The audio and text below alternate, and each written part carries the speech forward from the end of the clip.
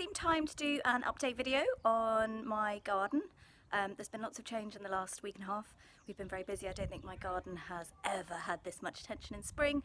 It's really benefiting from me not having to spend my time on other people's gardens. So I thought I'd give you a new tour and show you any things that are looking really good at the moment and talk about more jobs that I've got planned, because obviously there's always more to do. Enjoy and send me any questions and comments. I'm happy to answer random questions like, is this a weed? Should I cut this back? Anything really, because it's nice to talk to people while we're all stuck at home. This is the border that we have near the front of the garden. Ignore the badminton net and bouncy hoppers. We put in some new edging, so suddenly this part of the garden is looking really smart. Made such a difference. I've also been through every border and dug out weeds and transplanted little baby plants and put compost on quite a lot of the garden, but then we ran out. You can see the irises are coming up very nicely. These are going to look amazing in May. We've got a few tulips, but I didn't plant that many in spring, last autumn, so that's my bad. This dwarf lilac is going to be full of flowers soon, and my huge excitement at the moment is the wisteria, which I think has more flowers than it has ever had.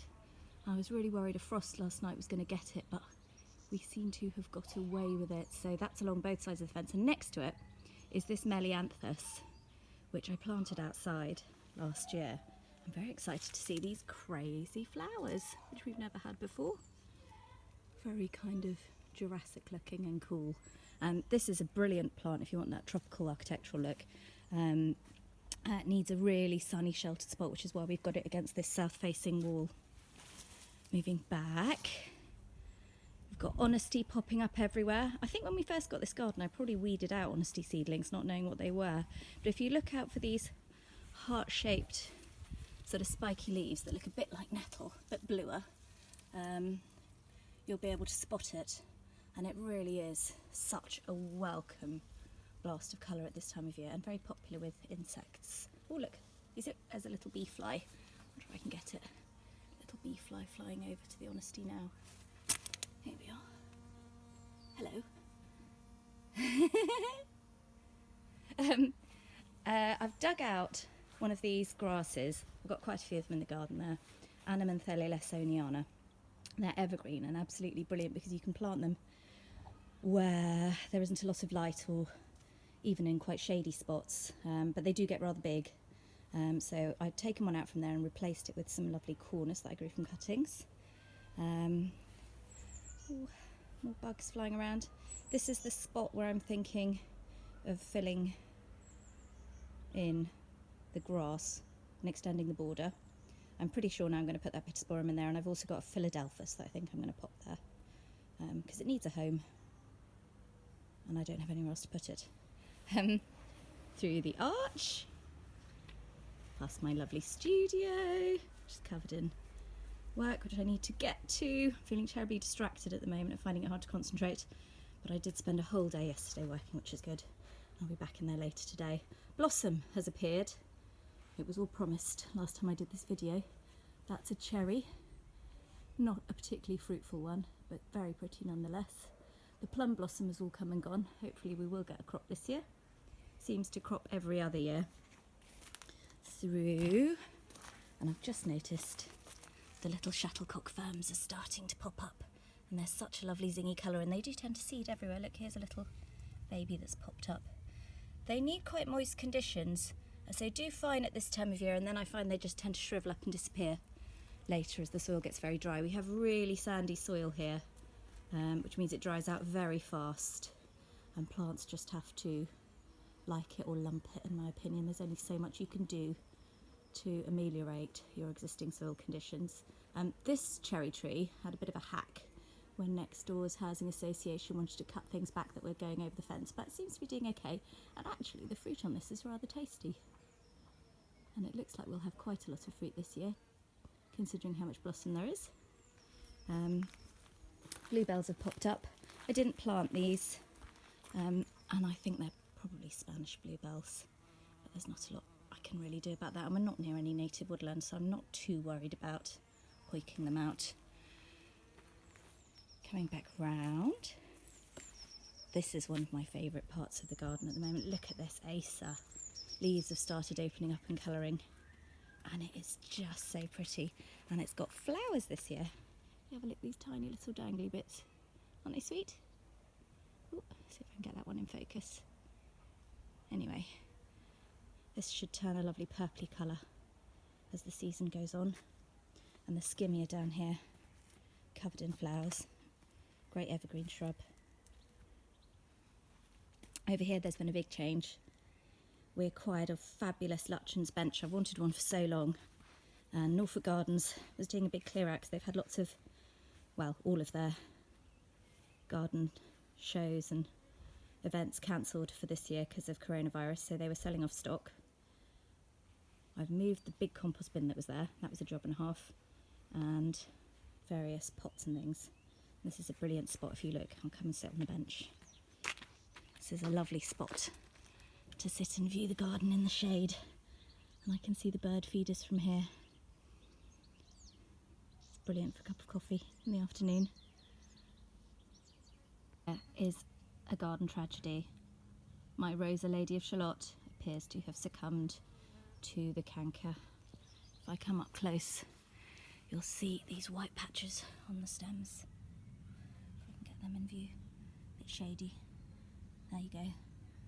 And I think it's just going to have to come out, which is such a shame because it is such a pretty, rich, orangey, peachy coloured rose. But, you know, these things happen and the garden carries on.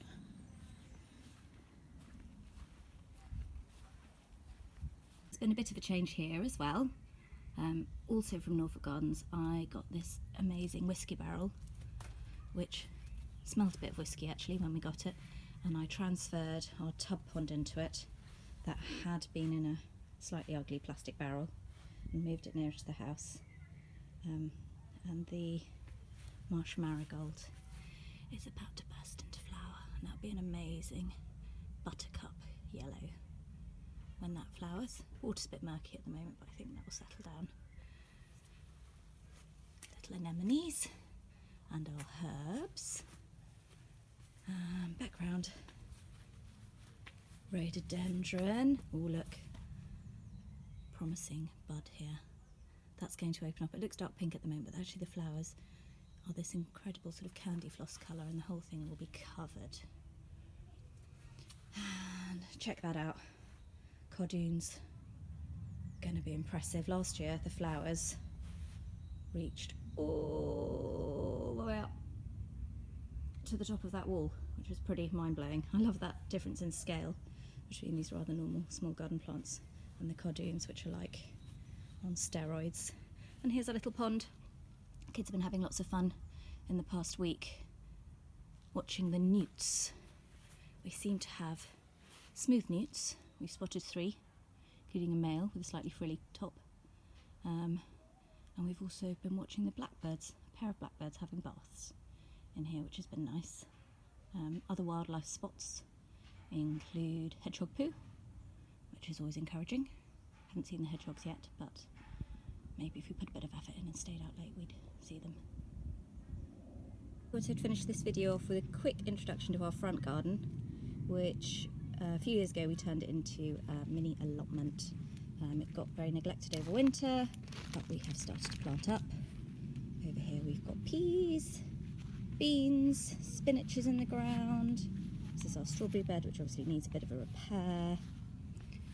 Sweet peas are going to go up this lovely obelisk. And back there we've got raspberries and currants and a loganberry that I need to take in hand because it's gone berserk. And a gooseberry. And we were planning to get this whole front area re-landscaped. That's obviously not happening at the moment. But I would really recommend turning your front garden into a veg patch. It's very sociable and it's a nice opportunity to chat to neighbours as they go past. There you go, look, honest pictures, mess. And you know, the wood chip needs replacing, but it's all a work in progress. What I'm quite enjoying is all these foxgloves that are self-seeded here in the membrane, which I'm just going to leave because they'll be very pretty. So that's it from me. Don't know if you can hear the little bee buzzing around.